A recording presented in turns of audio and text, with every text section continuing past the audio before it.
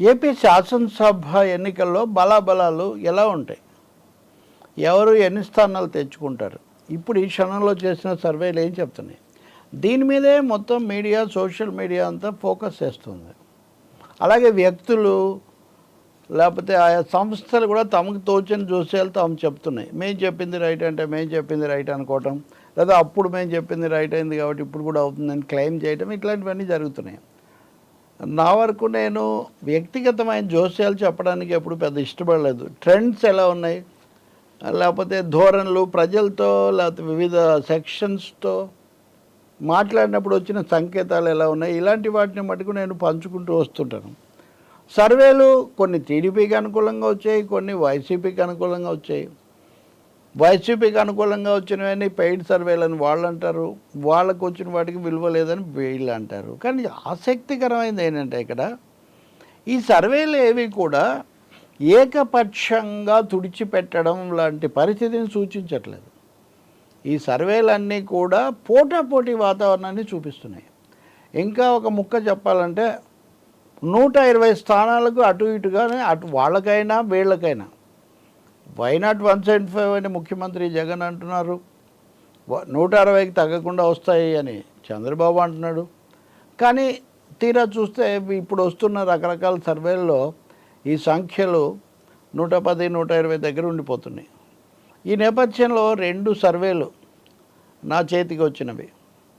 ఇందులో ఒకటి పేరు చెప్పడానికి వాళ్ళంత సిద్ధపడట్లేదు, కానీ అది మనకందరికీ పరిచితమైన ఒక సర్వే సంస్థ. వాళ్ళు చెప్పే సర్వే ప్రకారం చూస్తే ఇప్పుడు నేను చెప్తున్నది మీకు అర్థమవుతుంది. వాళ్ళు ఏం చెప్తున్నారు, వాళ్ళు 6వ తారీఖున ఈ సర్వే చేశారు. దీని ప్రకారం టీడీపీ అలయన్స్ కూటమికి 46.75%, వైఎస్ఆర్సీపీకి 48.75%, అన్డిసైడెడ్ ఓటర్స్ నిర్ణయానికి రాని ఓటర్స్ కూడా 2.5% ఉంటారని ఈ సర్వే చెప్తూ ఉంది. సంఖ్యల ప్రకారం చూస్తే కనుక వైఎస్ఆర్సీపీకి 96 స్థానాలు, టీడీపీ కూటమికి 63 నుంచి 69, వైఎస్ఆర్సీపీకి 96 నుంచి 106 స్థానాలు రావచ్చు అనేది వీళ్ళు చెప్తున్నారు. అంటే 96 చూడండి మీరు, 96, 106 అంటే చాలా 88, 90 వస్తే కనీసమైన మెజార్టీ కదా. 96 వీళ్ళకు వస్తాయి అని మాత్రం వీళ్ళు చెప్తున్నారు. అలాగే వైఎస్ఆర్సీపీకి మహిళల్లో కానీ పురుషుల్లో కానీ గ్రామాల్లో కానీ ఎక్కువ ఓట్లు వస్తాయి అని వీళ్ళు చెప్తున్నారు. అదే పట్టణాలకు వచ్చేసరికి టీడీపీకి ఎక్కువ ఆధిక్యత వస్తుంది. పేద ప్రజలలో 49% వైసీపీకి వస్తే 46% టీడీపీ కూటమికి వస్తాయి అని వీళ్ళు చెప్తున్నారు. ఇంకా ఎస్సీ ఎస్టీ నియోజకవర్గాలు అవి కనుక చూస్తే అక్కడ కూడా వైసీపీకి స్వల్ప ఆధిక్యత, అంటే మొత్తం ఆధిక్యత 2% కదా, అది వీళ్ళు చూపిస్తున్నారు. పాత జిల్లాల లెక్కల ప్రకారం కనుక చూస్తే శ్రీకాకుళం జిల్లాలో ఉన్న 10 స్థానాల్లో 5 స్థానాలు వైసీపీకి, 4 స్థానాలు టీడీపీ కూటమికి. విజయనగరంలో 9 స్థానాలు ఉంటే 6 వైసీపీకి, 2 టీడీపీ కూటమికి.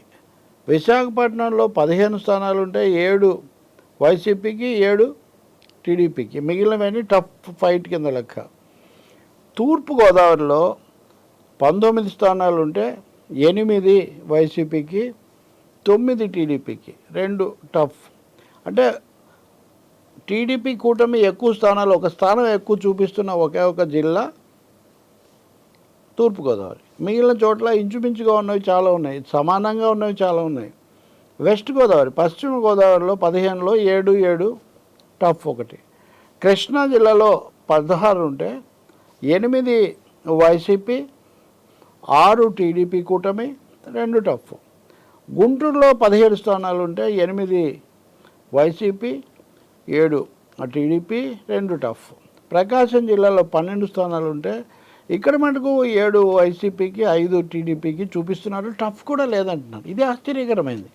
నిజానికి కొద్దిగా కలకలము అలజడి కలిగిన జిల్లాల్లో ప్రకాశం ఒకటి, మరి అక్కడ 7 వైసీపీకే వీళ్ళు చూపిస్తున్నారు. నెల్లూరు జిల్లా కూడా, నెల్లూరులో 10 ఉంటే 4 చూపించి 2 టఫ్ అంటున్నారు. నెల్లూరు జిల్లా కూడా టీడీపీలో వైసీపీలో తిరుగుబాట్లు ఎక్కువ చేసి కనీసం 3 అభ్యర్థులు అటు మారినటువంటి జిల్లా నెల్లూరు. అక్కడ కూడా 4 అని చూపిస్తున్నారు. అంటే అంతకుముందు ఎక్కువగా వైసీపీ ఆధిక్యత సాధించిన చోట ఇప్పుడు టీడీపీ కొంచెం పుంజుకుని సగం తెచ్చుకోగలుగుతుందా అని దీన్ని బట్టి అనుకోవాల్సి వస్తుంది. కడప జిల్లాలో 10 స్థానాలు ఉంటే అది ముఖ్యమంత్రి సొంత జిల్లా. 8 వైసీపీ, 1 టీడీపీ కూటమి, 1 టఫ్. కర్నూలు 14 స్థానాలు ఉంటే 10 వైసీపీ, 3 టీడీపీ కూటమి, 1 టఫ్. అనంతపూర్ 14 ఉంటే 9 వైసీపీ, 4 టీడీపీ, 1 టఫ్. అనంతపురం నిజానికి తెలుగుదేశం కొంత పుంజుకుంటుంది కానీ ఇది అలా చూపించట్లేదు. చిత్తూరు 14 ఉంటే 9 వైసీపీ, 4 టీడీపీ, 1 టఫ్. ఈ విధంగా మొత్తం మీద చూస్తే 96, 63. ఈ టఫ్ 16లో 10 కలిపితే 106 దాకా రావచ్చు. ఈ 63కు 6 కలిపితే 69 దాకా రావచ్చు. ఇది లెక్క. ఇది వైసీపీ దీని ప్రకారం టఫ్ అన్నప్పటికీ వైసీపీకి ఆధిక్యత ఉంటుంది అని చెప్తున్న పరిస్థితి మనం ఈ సర్వేలో చూస్తాం. ఇంకొక సర్వే చెప్తాను నేను. ఇందాక నేను చెప్పా కదా, ఎవరు అటు ఇటు చెప్పినా ఒకటే విధంగా ఉంటుందని. ఇది హెరాల్డ్ రిపోర్ట్ అనే ఒక సర్వే. ఈ హెరాల్డ్ రిపోర్ట్ అనే సర్వేలో తెలుగుదేశానికి ఆధిక్యత వస్తుందని వీళ్ళు చెప్తున్నారు. 175లో 91 తెలుగుదేశం కూటమికి, వైసీపీకి 53 వస్తాయి అని వీళ్ళు చెప్తున్నారు. కానీ వీళ్ళు కూడా ఏమంటున్నారు, 91 అంటే మినిమం మెజార్టీ. వీళ్ళు కూడా ఏమంటున్నారు, ఇది ఎవరో పంపించారు, 31 సీట్లు పోటాపోటీ అంటున్నారు. అంటే 91, 53 అంటే దాదాపు ఇవి అవి కలిపితే ఒకటే. ఇక్కడ ఏమన్నారు వీళ్ళు, ఇది ఇండియా హెరాల్డ్ టీం సర్వే ప్రకారం ఈ రోజుకు గట్టిపోటీ ఉన్న నియోజకవర్గాల సంఖ్య క్రమక్రమంగా పెరుగుతోంది. విచిత్రం ఏమిటంటే గట్టిపోటీ ఉన్న నియోజకవర్గాలు సీమ జిల్లాల కంటే గోదావరి, కృష్ణా, ఉత్తరాంధ్రలో ఎక్కువగా కనిపిస్తున్నాయి. ఈ సంఖ్య పెరగడం ఖచ్చితంగా వైసీపీ పుంజుకుంటుందన్న భావన సూచిస్తోంది. ఇంకా కూటమిలో 3 పార్టీలో ఏ రోజు ఏ నియోజకవర్గంలో ఏ అభ్యర్థిని మార్చేస్తాయో అర్థం కాని గందరగోళ పరిస్థితి. ఈ రోజు వరకు క్లారిటీగా చెప్పలేని పరిస్థితి. టఫ్ ఫైట్ ఎదుర్కొంటున్న నేతల్లో టీడీపీ, జనసేన పార్టీలకు చెందిన నియోజకవర్గాలు కూడా ఉన్నాయి. పైకేమో ఇది 91 అని ఎన్డీఏ కూటమికి ఆధిక్యత ఉందని చెప్తున్నప్పటికీ చాలా వేగంగా పరిస్థితి మారిపోతూ ఉంది. రాయలసీమ జిల్లాలో స్పష్టమైన ఆధిక్యత ఎట్లాగో వైసీపీకి ఉంది కాబట్టి, కృష్ణా, గుంటూరు, గోదావరి జిల్లాల్లో వేగంగా పరిస్థితి మారిపోతుంది. టీడీపీ, జనసేన సీట్లలో కూడా పోటీ పెరుగుతుందని వీళ్ళు ఈ సర్వేలో కూడా చెప్తున్నారు. సో రెండిట్లో కూడా సెంట్రల్ ఫిగర్ 90. టఫ్ ఫైట్కు సంబంధించినవి కూడా వైసీపీకి యాడ్ చేస్తున్నారు. అందుకే ఇవి కొంతమంది ఇలా చెప్పగానే ఏదో ఉద్దేశాలు ఆపాదించడం అది వాళ్ళ అమాయకత్వం తప్ప ఇంకోటి కాదు. ప్రశాంత్ కిషోర్ చెప్పింది కూడా మనం మాట్లాడుకున్నాం కదా. కాబట్టి ఎవరు ఏం చెప్తున్నారు అన్నది, ఎందుకు చెప్తున్నారు, దాంట్లో ఉన్న లాజిక్ ఏంటి తెలుసుకోవడం ఇక్కడ ముఖ్యం తప్ప టఫ్ ఫైట్ జరుగుతుంది అనేది ఒకటి. కొంతకాలం గడిచే కొద్దీ ఎన్డీఏలో ఒద్దిక లేకపోవటం, అలాగే వైసీపీలోకి బయట నుంచి చేరికలు పెరగటం అన్నది కొంచెం అనుకూల అంశంగా మారి గట్టి పోటీ అనుకున్నవి కూడా వీళ్ళ వైపు మొగ్గు చూపుతున్నాయన్నది ఈ సర్వేలు చెప్తున్న మాట. ఇది కాకుండా బీజేపీతో కలవడం వల్ల నష్టం అన్నది ప్రశాంత్ కిషోర్ మాటల్లో కూడా తొంగి చూస్తున్న భావం. ఎందుకంటే ఆయన అన్ని చోట్ల బీజేపీ దాని గెలుపు అవకాశాలు చెప్పిన పెద్ద మనిషి. ఏపీ విషయానికి వచ్చేసరికి దాన్ని దాటేసి కేవలం సంక్షేమ పథకాల పాయింట్కే పరిమితమయ్యారు.